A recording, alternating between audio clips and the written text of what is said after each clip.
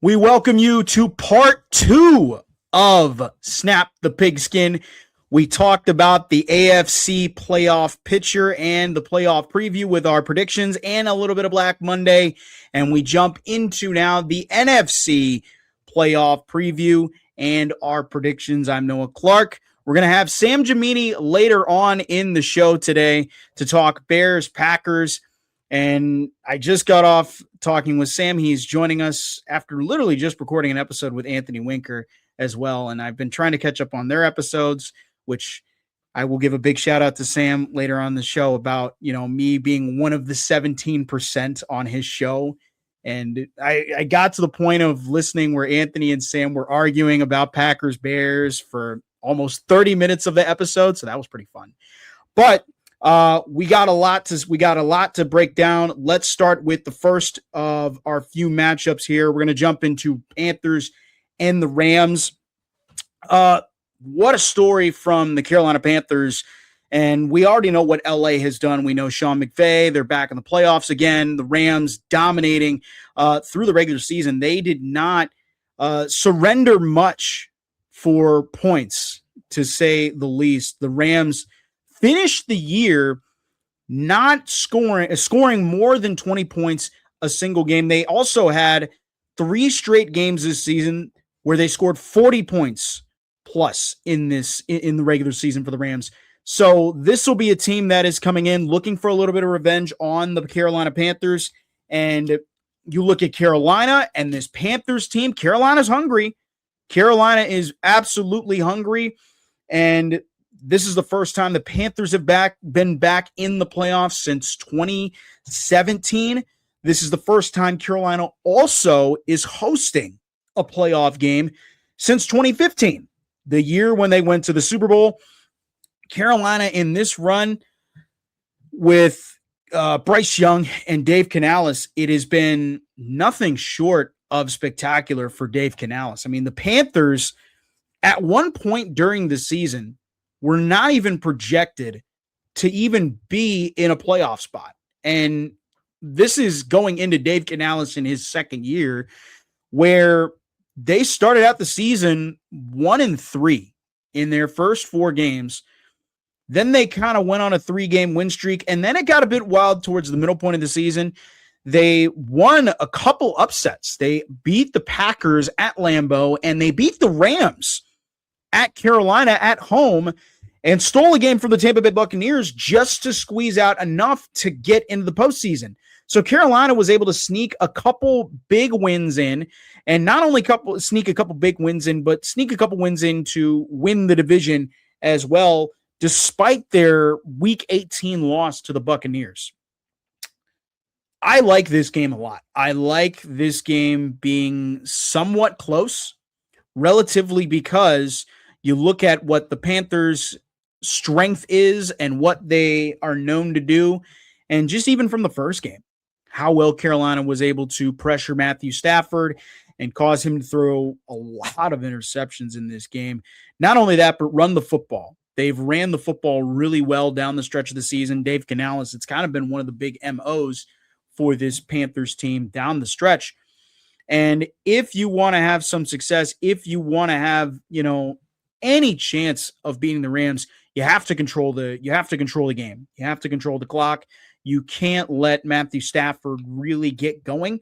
You can't let him get relatively hot. And this is going to be a Rams team too that's going to be fully healthy for this postseason run, with Devontae Adams back, with Puka Nacua back. You also have your running game of Corum and Williams that are also going to be healthy. This is going to be a Rams team that really is going to be looking for some revenge on this Panthers team in Carolina. Now, if Carolina does get out to a lead, it's going to be hard for the Rams to keep up. This has been what the Panthers have done. They've really done a good job in terms of time of possession. They really have not let teams kind of dictate how games are going to go when the Panthers score first. I mean, it has just been very hard to find really any success against this Panthers team. Now, given the fact, though, that the Rams did go out and they did put up 20 plus points again. They ended up losing that game, and it was solely because Matthew Stafford turned the ball over way too many times. And if you're the Rams in this game, you cannot turn the ball over against this Panthers team. Because if you turn it over against this Panthers team, they're going to eat you alive. They're going to eat you alive. They're going to turn those turnovers into long drives where they'll just eat you alive. And oh yeah, the last time we saw this game, Bryce Young, for whatever random reason, just went out and dropped 350 plus on the Rams. So this is a game where I think if I'm betting, I'm going the Rams on this one. However, if I'm Carolina, however, I see this being very close. So I'm going to take Rams to win this one. I got Rams winning this by 3. I think Carolina makes it relatively close. If the Rams just don't turn the ball over and they're smart in just not letting this game be a game where Carolina can establish the running game, I see LA coming out here and really dominating this game. The one thing I will mention from this as well is the Rams once again, led the NFL in fewest penalties. So this is a game where penalties are going to be very, very hard to find against this Rams team. They're very disciplined. And if you cannot be disciplined enough against the Panthers, you're in for a long day. So as much as I think Carolina, I could give them a chance, I don't see them winning this game. I got Rams winning this one by 3 over the Carolina Panthers. Now let's jump to our next one here. We're going to jump in 49ers Eagles. This is going to be the last NFC game of the playoff slate, and we'll talk Packers Bears because we're going to have a lot to talk about with Packers Bears. But San Francisco and Philadelphia, these two teams have met before. These two teams are both relatively good. But these two teams also are really on the struggle bus in terms of defensive play. The Eagles in their offense relatively, or actually I should say on opposite sides of the ball, they're on the struggle bus. The Eagles on their offensive side, they have struggled to generate any points really down the stretch of the season. They really just have not been the same Eagles team that we saw a year ago. Their defense, however, under Vic Fangio has been really solid, relatively solid, and relatively good. They won their last 3 out of their 4 to finish the regular season, but they had 3 brutal losses, 3 ones that, were very glaring to note of. The Cowboys, the Bears, and the Chargers. And the Eagles, I trust their defense in this game. The offense, I don't trust them as much. Now, for the 49ers, the opposite side of that is the 49ers offense is relatively good, as we've seen with Kyle Shanahan, but the defense has been really bad. And that does matter when you don't have Nick Bosa or Fred Warner. And Fred Warner may be back for the postseason.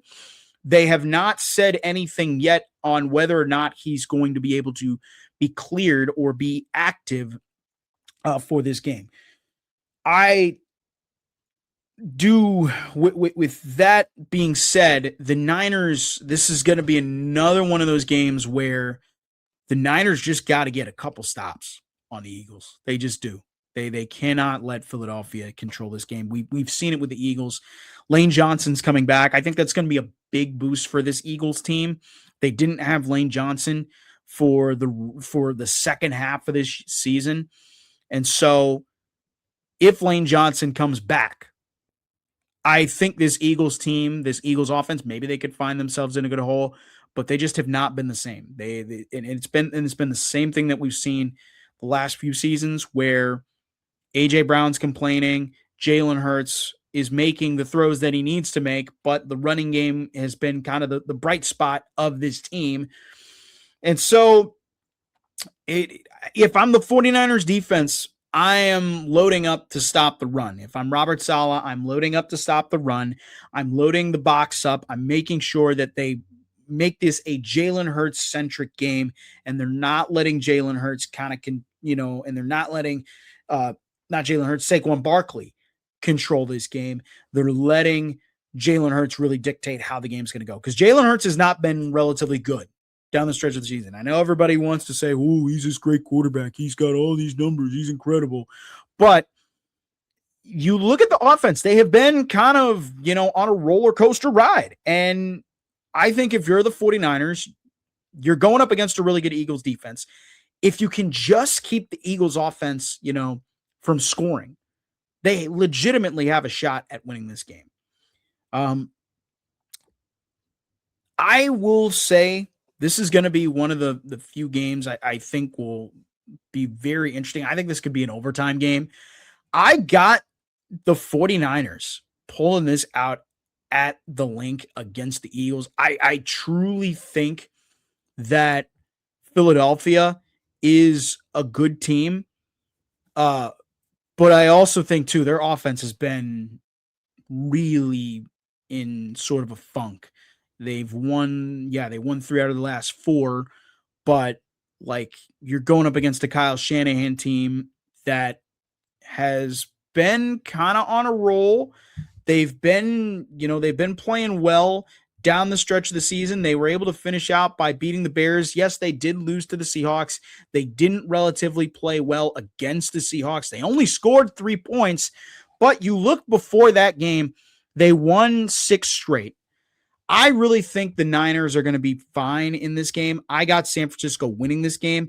I got the Niners winning this game by 7 in this game against the Eagles. I don't think it's relatively going to be a high scoring game, but I don't think it's going to be a low scoring game. It's probably going to be one more of those 20-13 games where it's going to be a grinded out game, and late in the fourth, the team's offenses both start exploding. So I got Niners in this one. I got Niners winning in this one by 7.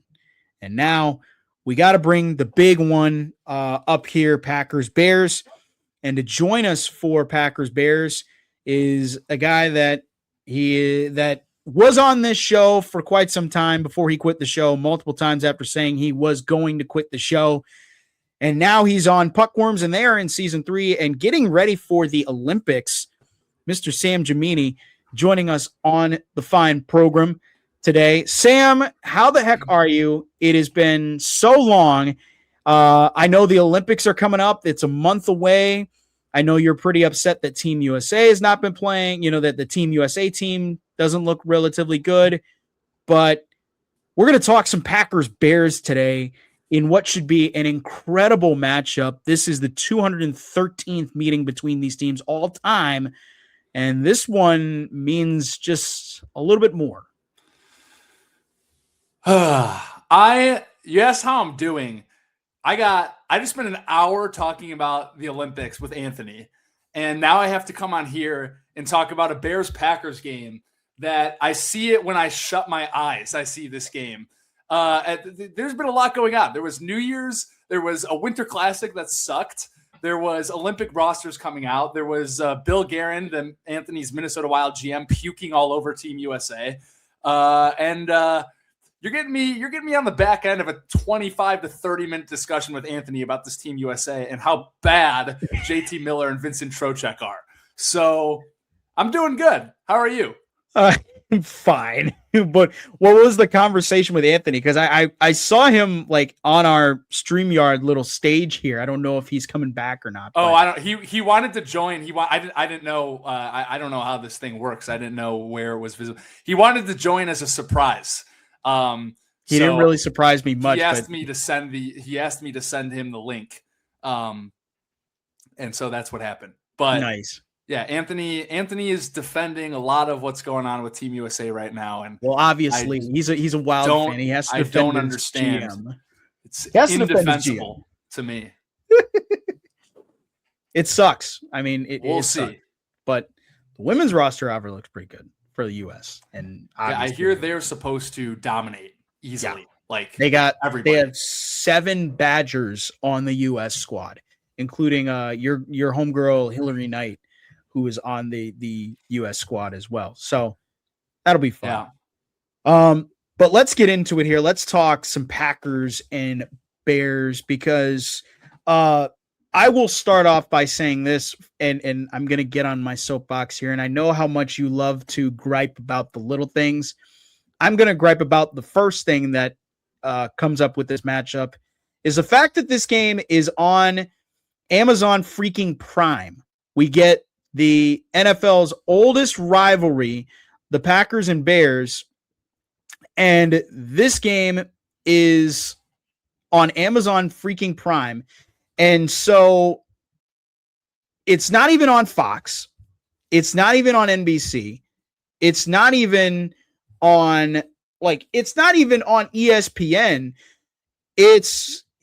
Instead it's on Amazon Prime. And I, for one, am very disappointed at the NFL for this move because we've seen 2 games on Fox, and now we get a game where people are going to have to pay for this incredible matchup that we're going to get. And now it's just going to be a disappointment. Now we're going to be stuck with Al Michaels for the next 3 hours, and which is wild to think about because Al Michaels is such a great talent, but like we're getting back 9 Al Michaels here. So that's my first gripe of this. I don't know what your thoughts are on it. Yeah, the Prime thing, I always hate any of these games on streaming platforms. It's not going to be on Prime in the local markets. It'll be on, I know in Chicago it's going to be on Fox. That's the way it always, and the Bears games are always going to be viewable on like regular over the air cable in Chicago. I always hate the streaming services. I think it's a waste, especially on a Saturday night. I think this broadcast crew stinks for this game. I would much rather have I would much rather have Buck and Aikman. Obviously, I'd much rather I don't really like Kevin Burkhardt that much, but I'd rather have him than Al Michaels. But to be honest, I don't really care that much because I'm going to a bar to watch this thing, and it doesn't matter what channel it's on. It's I'm probably not even going to hear the broadcasting that much in this game, but it is a little bit. I don't know. This is not the game that I would have had on Amazon Prime. I'll say that. Yeah, they should have chosen a different game, I think. Yeah, and I wanted to clear the air of that because it's like it's not fun. It's not fun, and this is the problem I've had with the NFL over the last like all season long. Is a lot of these games, these good games that they've gotten, have been wasted on streaming services like the Christmas Day games. You put them on Netflix and there's some good games, but they get wasted. You put some games on Peacock, they get wasted. You put a game on YouTube for crying out loud, and that gets wasted. So I hate it, but we're gonna get stuck with that. Now let's get into actually the matchup, which is Packers Bears. As I said before, 213th meeting between these two teams all time. The Packers lead the all-time series in this game against Chicago. Bears, however, won the last matchup against Green Bay and won it in an overtime thriller against Green Bay. Caleb Williams and that crew once again pulling off another fourth quarter comeback, the most by any Bears team in Chicago Bears history. And they win the division. They get the 2 seed. They play a Green Bay Packers team that, for the 3rd straight year in a row, has the 7th seed. This is for the 3rd straight year now. They have the 7th seed under the Jordan Love era. And I got to admit, for, all the talk about, how, I gotta say, I admit for the talk, for both of these teams, and I've heard from both fan bases wanted this matchup to happen.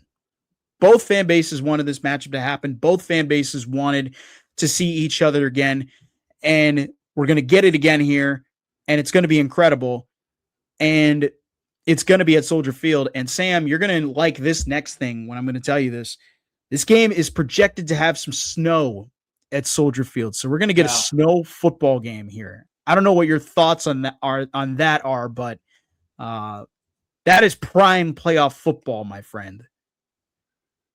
Yeah, I noted I was looking at the weather forecast. I'm not sure. I know it's supposed to. It's going to be like 38 degrees. It's going to be like one of those. It's going to be a situation where there's kind of like freezing rain and snow. I don't know how much that's going to actually carry into the nighttime. It looks like it's a lot during the day. Rain in the morning, maybe turning to slow later in the afternoon. I don't know if there could be a little bit of snow during the game at night. I think it's going to be much more of a factor. The wind. It's going to be windy at Soldier Field. 15 to 25 miles an hour, it says right now. It's probably going to be around, I don't know, 29 degrees at kickoff or something. So I think that the wind is going to be the biggest factor weather-wise. Thankfully, I guess for both of these teams are they really like to run the ball, especially the Bears. Obviously, the Bears have an elite running game, and the Packers' run defense stinks. I think the Bears' game plan was going to be to run the ball a lot anyway.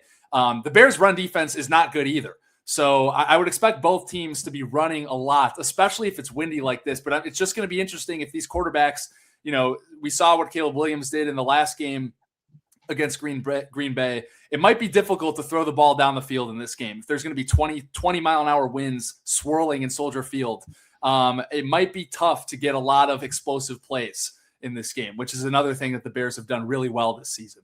Yeah. And and the Bears offensively, they've been really good in terms of that. I mean, Ben Johnson coming over from the Dan Campbell system, which is a run. Whoa. Wait a second here. Ben Johnson didn't come over from anybody's system, okay? Ben Johnson left Detroit and took his system over Chicago, and they're a steaming mess right now. He didn't take Dan Campbell was using Ben Johnson's system, and now he doesn't know what to do. You saw him. He tried a trick play in that game at Soldier Field the other night. It got blown up for like -5. So, but the Lions did win that game, however. Let's not forget. Because the Bears offense didn't wake up for some reason. Ben Johnson didn't take anybody else's system. This is Ben Johnson's scheme. Either still, he can't. They have kind of the same scheme, the wide zone run, which is one of the more deadlier running offenses in the NFL. We've seen the Seahawks kind of use it now, which is why Seattle had the number 1 seed this year, got a home field advantage throughout the playoffs, and this Bears running attack is very threatening. But I want to jump into the defensive side, Sam, because if the Bears are going to win this game, like the defense has to play at a playoff elite level. And that is something they have not been doing well this season under Dennis Allen. What they have done well is they've figured out ways to get the ball back to their offense. And what I mean by that is the Chicago Bears are masters at turnovers this year. They lead the NFL. They finished leading the NFL in turnovers this year. And Kevin Byard, their safety, led the NFL this year with interceptions with 8. So the Bears know how to take the ball away. But when turnovers are not there, their defense has really struggled. They have been in the bottom half of the league in terms of a lot of the categories that I'm going to mention: rushing yards per game, points per game, passing yards per game. They've really struggled in those categories. How is Dennis Allen going to dial up this defense against the Packers, knowing that really kind of the only way they're going to be able to stay in this game is turnovers? Well, that's ridiculous. I'm not going to say that. They're going to be able to stay in this game because they can score 40. But the defense is obviously the biggest concern. The Bears defense is not good. The turnovers is good, but I think, there's a large aspect of turnovers that it's, there's a lot to do with playing bad opponents. The Bears have played a lot of backup quarterbacks and a lot of bad offenses this year. And so they have been good at taking the ball away, but it's not like the last few games at the end of the season here. There hasn't been as many takeaways because they're not playing against teams that are just going to cough up the ball. I think it's going to be really interesting to see how much Dennis Allen, the man versus zone Mix, and also how much he wants to blitz, because the Bears have not gotten any pressure on the quarterback without blitzing. They cannot, with rushing for, the Bears cannot get pressure on the quarterback. And if they blitz, as we know with blitzing, always, you have to get there, because if you don't get there, somebody's going to be open. And the Packers are really good, I feel, at least in the games I watch against the Bears. The Packers are really good at picking up the blitz. Jordan Love doesn't get, I assume Jordan Love's going to play, right? I've just been assuming that. He got cleared from concussion protocol. Yeah, he's good at avoiding sacks for the most part. So I think it's going to be really interesting to see how much Dennis Allen decides to blitz. We also saw an insane amount of man coverage on Sunday, which did not work at all. And there was a little bit of speculation. This is like this is speculation. This is not like a sure fact. But there was some speculation that maybe the Bears were playing man a lot, like literally just to try to work on it in that game. There's been a lot of talk about the Bears potentially not really pulling out all the stops from a scheming standpoint in that game, even though they played all their players. So that's going to be interesting, because I'm concerned. Jalen Johnson is clearly not healthy. Kyler Gordon might be back in this game. I think he's going to be back, actually, which will believe help. they activated him from the IR, so he should be good to go. So that'll help. But it's just like there's a lot of weaknesses. Their run defense is terrible. You mentioned, I think their run defense is like bottom 5. It's like 28th or 27th or something. I really think that there's going to be a ton of running the ball in this game. I honestly don't think that I think the Bears can win this game. I think the Bears offense needs to keep the ball as long as they can. That is, I think, one of the most important things in this game, because I just don't see the defense stepping up over and over and over again. I think the Bears need to try to keep the ball out of the hands of the Packers. And just try to keep our defense off the field as much as possible, because I shouldn't say, I don't think Chicago is going to be able to. I don't think anything's going to change in this game. It's just not a very good defense, and maybe they'll get an interception, but I don't think they're going to get 3 turnovers in this game. So it will be interesting to see the blitzing in the zone, whether they play man or zone on defense in this game. Yeah, and on the opposite side too, with Green Bay's defense, that's the one that's, along with it, been kind of a weakness for them. The run defense has been really up and down. It's either one week they're very consistent, the other week they're very inconsistent. I mean, on Saturday, 2 Saturdays ago against the Baltimore Ravens, Derrick Henry ripped off the most yards ever recorded by an opposing player at Lambeau Field. The run defense was just not there. Now, Ben Johnson, I will say this. What was confusing about Ben Johnson is both games when they came in against the Packers, and how everybody's saying, oh, Chicago's a run team, they're going to run the ball. Ben Johnson completely flipped the script in both of those games and decided that he wanted to air the ball out here. Do we see that similar game plan, or are they going to stick with what they know and more in terms, dance with the one that brought you? And the thing that brought you here is that run game.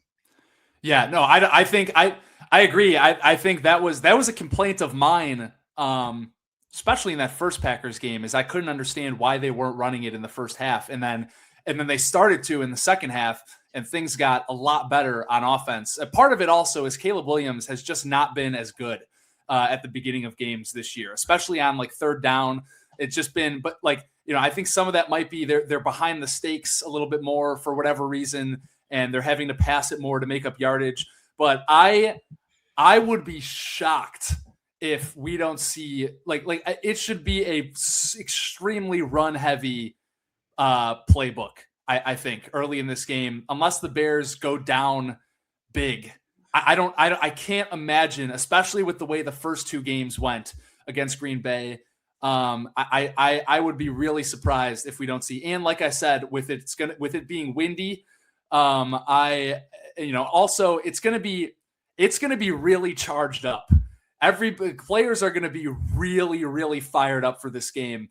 And I think I would rather start the game off with keeping it simple, well, relatively simple as far as Ben Johnson's offense goes. But I would say keep it on the ground, get physical early on. Use your two really good running backs. Try to put pressure on the Packers' run defense. I think that would be a really, really good way to try to settle into the game and like maybe calm everybody down a little bit, because it is going to be really, really amped up to start this game. And I don't know that I feel good about, starting to throw the ball all over the place in a windy game early on when there's going to be so many jitters and so much on the line. Yeah, and with Ben Johnson, I think that he has to be smart about this game, especially with Caleb Williams. I mean, Caleb Williams, this is one thing that I've noticed about Caleb Williams. I don't know if you've noticed this, but in past weeks, defenses have kind of figured out one weakness to Caleb Williams, and one thing you have to stop him from doing is you can't let Caleb Williams roll out to his right, because when he rolls out to his right, he is so incredibly lethal. And we've seen it on a couple passing downs. I've seen it on multiple times where several defenses now have just kind of stacked the left side because he really struggles throwing to his left. And so they've kind of stacked the box up on his left side and on the right side and force him to throw to his left. So if you're Ben Johnson, you want to establish running the football. You want to get Monungai and Swift going early, because we've seen this all year we've seen this with the Lions. It's the Lions MO, it's the Seahawks MO, and it's Chicago's MO. You run the ball and then you set up the play action. No team is going to stop you. That's what I was going to say. That's what I was going to say. If you can run the ball, then all that play action stuff opens up. They're not going to be able to just sit back and sit on pass. If you're like, I would be really, really surprised if the Bears don't run the ball really well in this game. That's the least of my concerns. I think that both teams are going to be able to do that. There's other things that I'm a little bit worried about, but the run game is not one of them. Now, and in the run game, I think we're going to see a very kind of smash mouth football type of energy. Yeah. I mean, it's NFC North, it's the black and blue division, it's the Packers Bears, oldest rivalry in the NFL. It's going to be kind of one of those games where it's going to be, grit and grind. You're going to have to earn for those yards. So we're not going to see, hopefully we may see something out of the passing game, maybe not. I want to talk a little bit about the quarterbacks here and Jordan Love.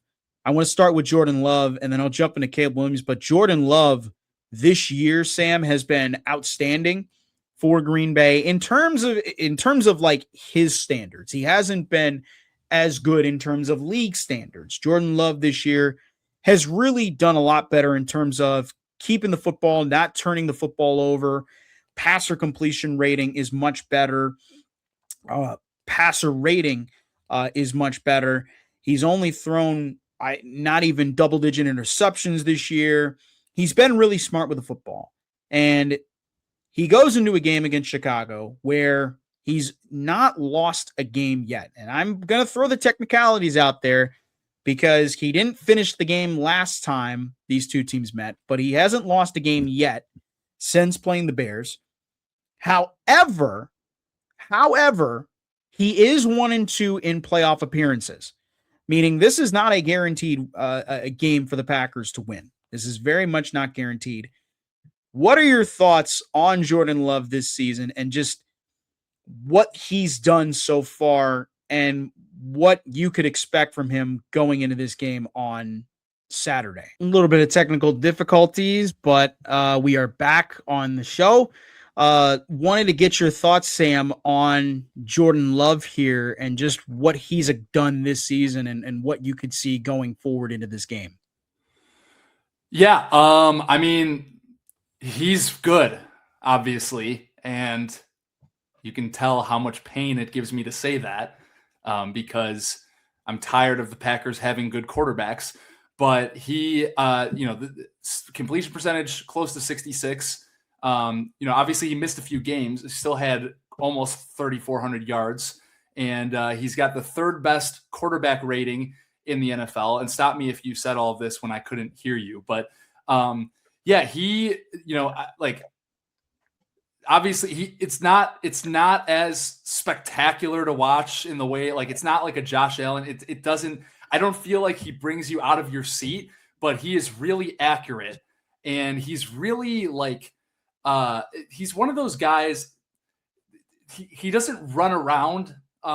He's not like crazy fast. He's not scrambling all over the place, but like, it's just really hard to get him down. Like, he just kind of, I don't know, it's really good pocket awareness, and kind of knows where everybody is. And he's really good at just kind of like sidestepping pass rushers and, stepping up into the pocket or kind of backing, rolling out of it. Like, he's kind of elusive, even though he's not necessarily like a crazy speedster. And it can be really frustrating sometimes because you think you've got him, and then somehow he like ducks and gets out of it. And he's really accurate downfield. So I think it's, like I said, it's going to be windy. I think I'm not terrified of Jordan Love. I'm more terrified of the Bears defense than I am of Jordan Love, because the Bears defense kind of sometimes just makes quarterbacks look really good. But like,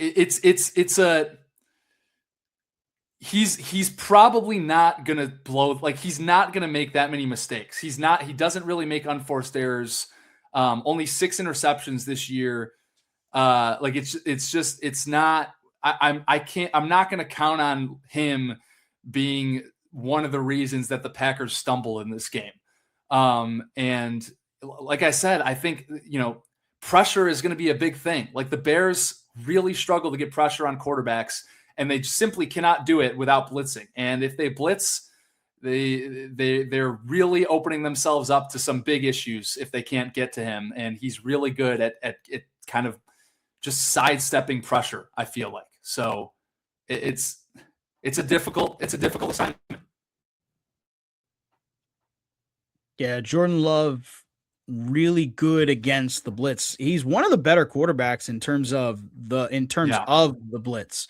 So in this season, I mean, like, and this is coming from a guy who played against the Brian Flores Vikings, which they were one of the top teams in the league this year in terms of blitzing. So he's really good at it, and he's healthy. He's coming off of, concussion protocol. He should be ready to go for this game.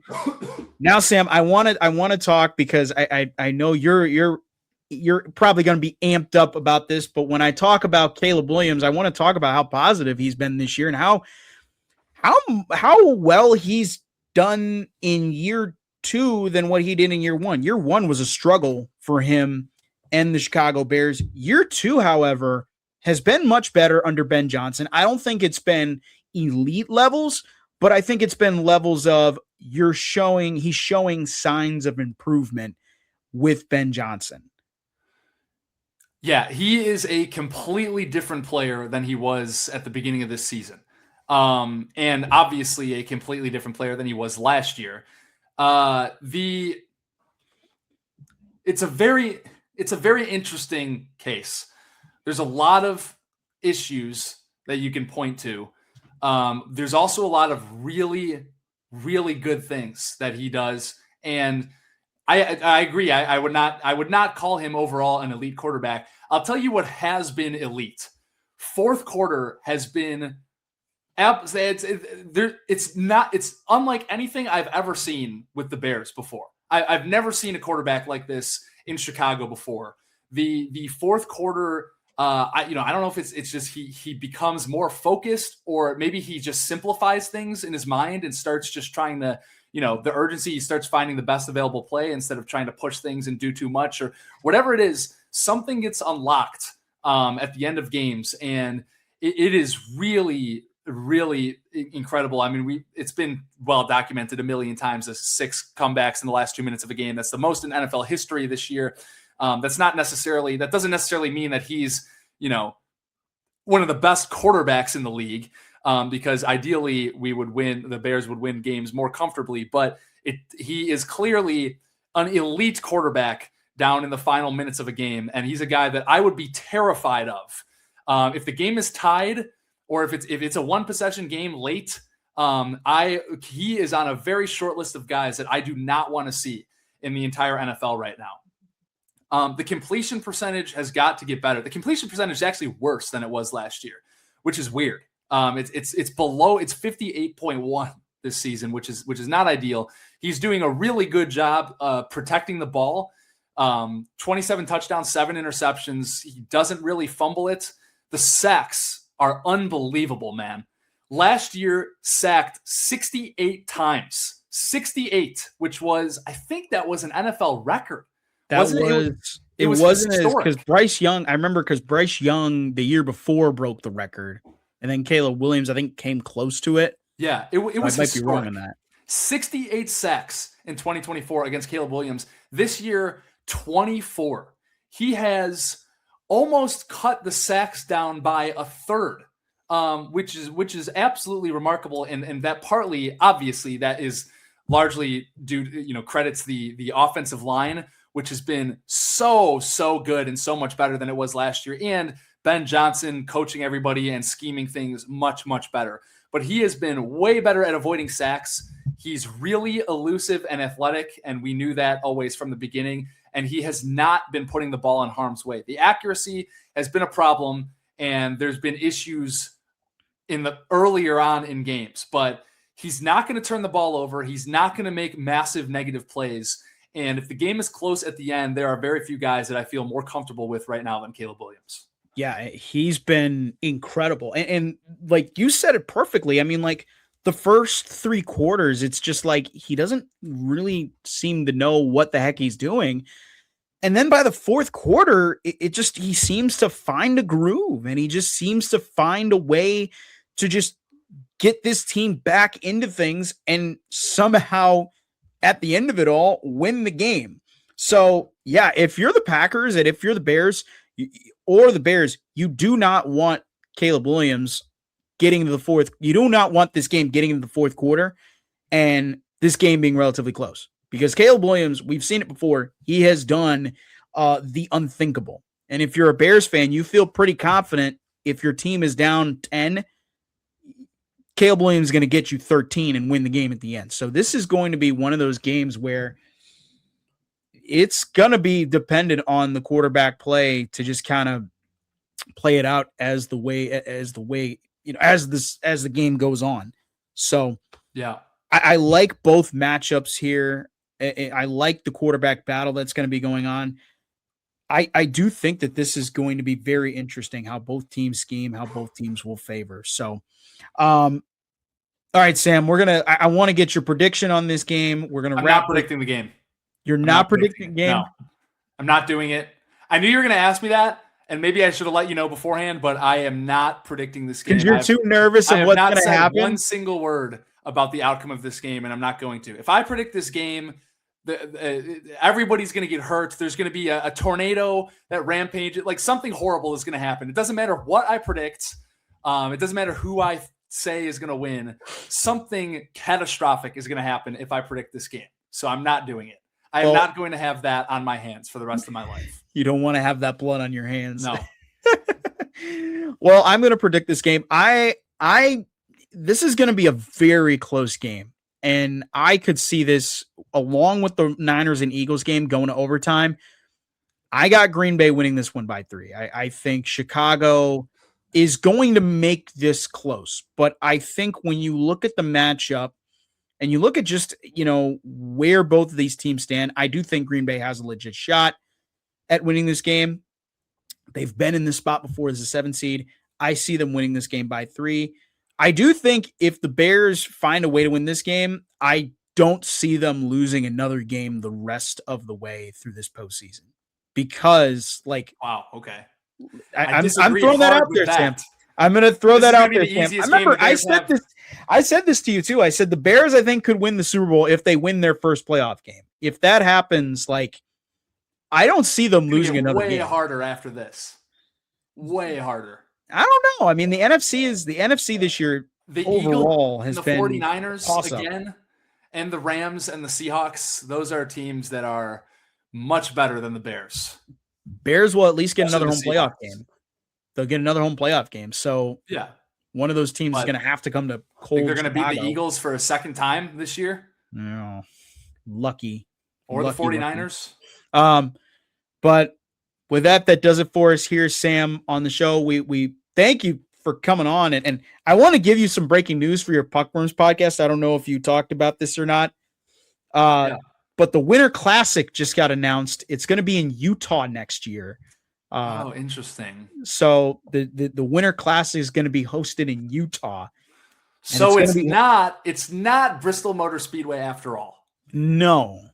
I don't know if you saw that. Was that supposed to be the Stadium Series? That was a rumor that went rampant on the day of the Winter Classic, which made no sense, and I don't think there was any basis for it. But people all of a sudden started freaking out about Bristol Motor Speedway, which makes no sense, and that was never going to happen. Yeah. Did they say what teams? It's going to be obviously the Mammoth. I'm guessing it's going to be Utah. It's going to be the Mammoth, and it's going to be the Avalanche next year. So the Avalanche. Wow, we were just Avalanche talking about. Anthony and I were just talking about. I was saying that the Avalanche have to get one. They still haven't. It's been insane that they haven't got one yet. Mm-hmm. I wanted to see Avalanche and Wilds. That would have been fun too. Where the hell is that game going to be?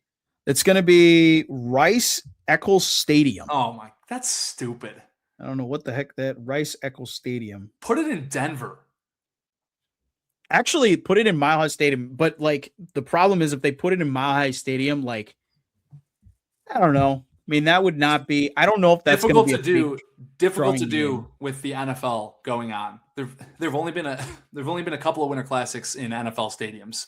They can do it, I think, but it's difficult to do. But what is that? What is that? Utah's? I want to say that's Utah or Utah State. Because I don't know what team is in Salt Lake. What team is in Salt Lake or Utah City? What's the name of the stadium again? Rice. It's Rice-Eccles, but it's with two C's. So ECCLES. Dude, it's Rice-Eccles Stadium. Yeah, it's Utah. It's okay. the Utes. Is that? Yeah. Utah. So Utah Stadium.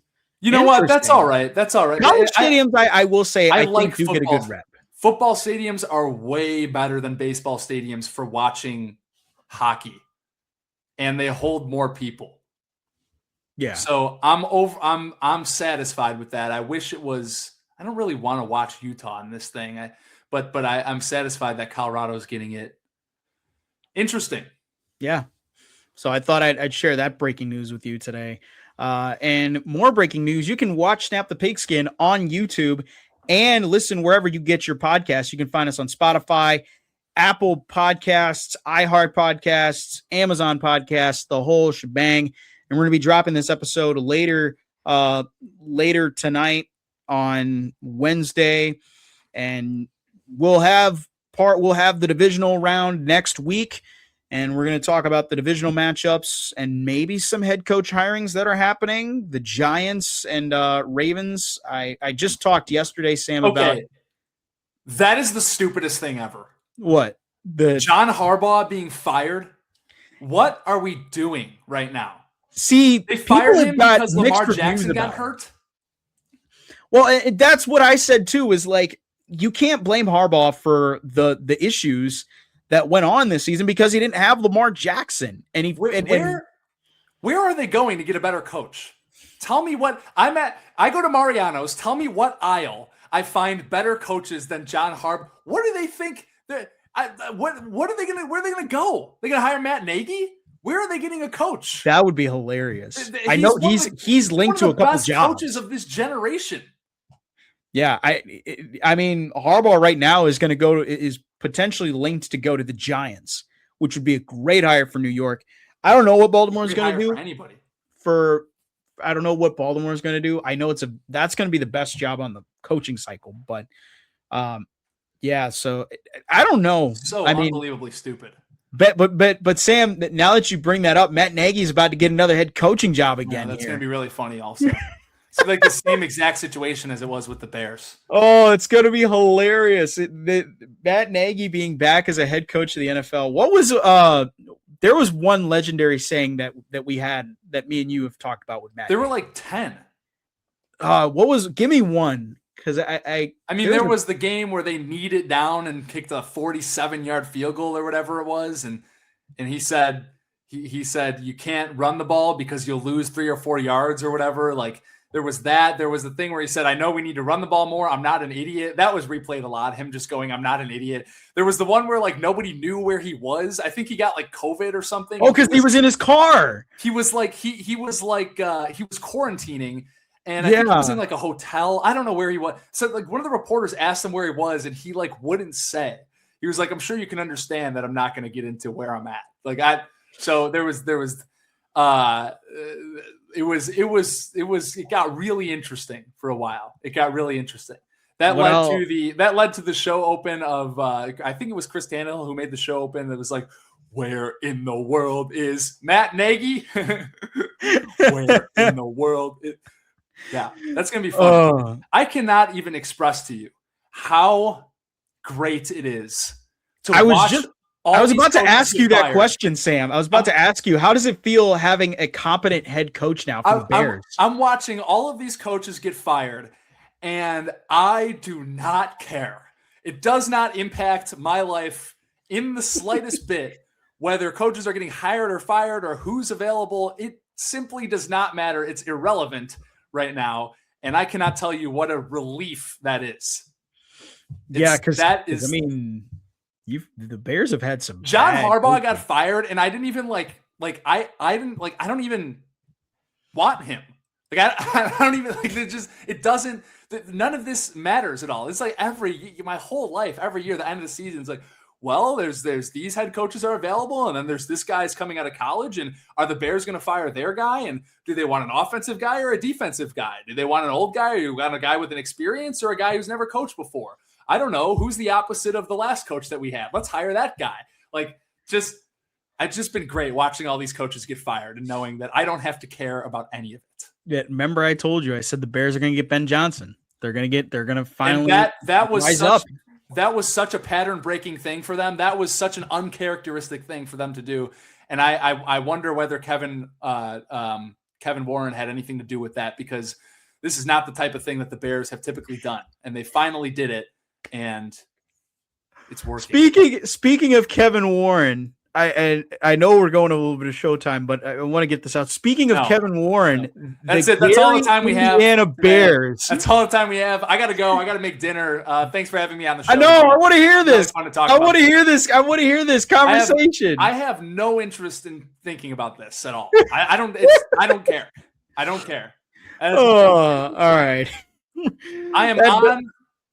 We are literally on to the Eagles right now. That's a Matt Nagy saying also. Yes. He said that like after it's when they were trying to turn the page, focus on the next game, or it was after like a bad loss or something. He's like, we are literally on to the Eagles right now. I'm thinking about the Packers. I don't care about any stadiums or anything else. I also don't. I've been saying this for years. They bought 300 acres in Arlington Park.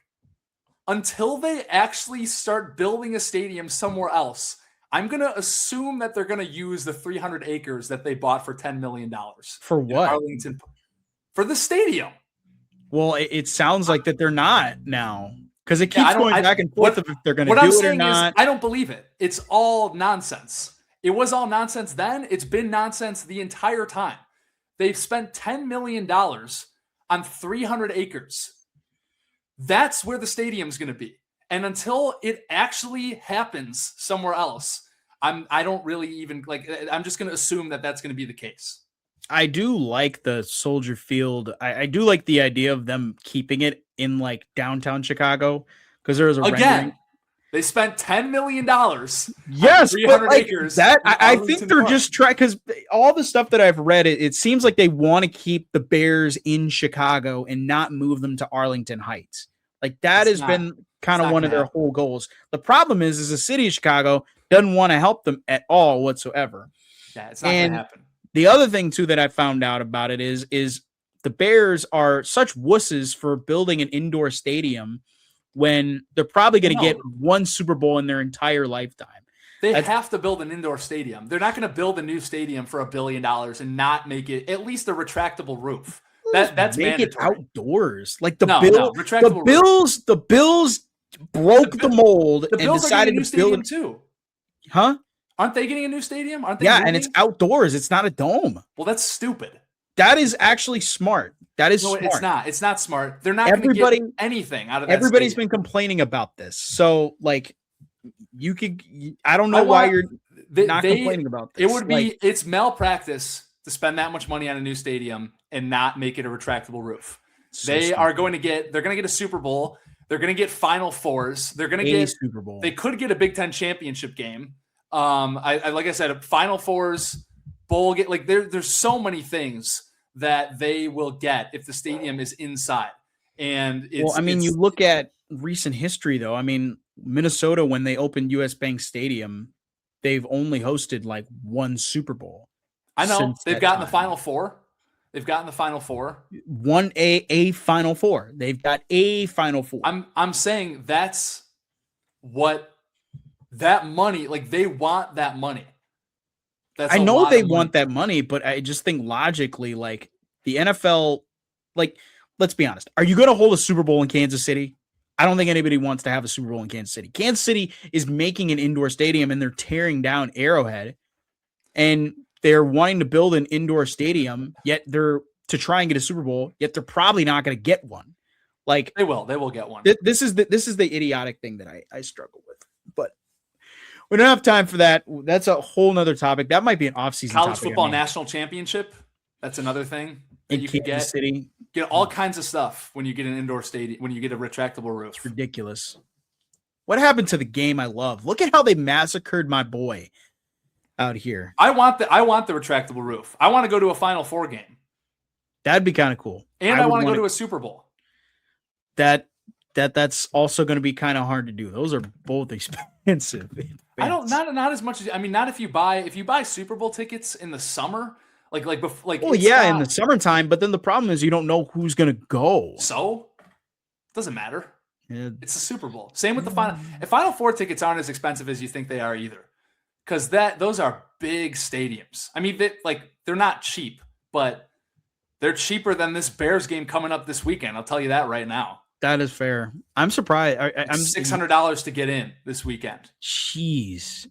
Well, you can go to this low key. Are you going to your low key place in Chicago? Oh yeah, absolutely. It is going to be a nut house.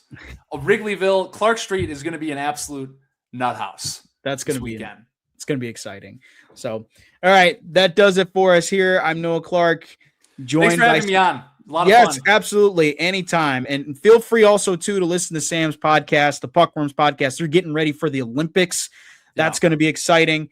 You can hear me try to pronounce every single name on Latvia. That's what we did today. Oh, that should be Latvia, fun. Denmark, Czechia, Switzerland. I pronounced every single name today. Oh, that's going to be fun. I have no idea if they were right or not, but I did it. That's going to be fun. So, thank you all for listening, and thank you all for watching. This has been another edition of Snap the Pigskin.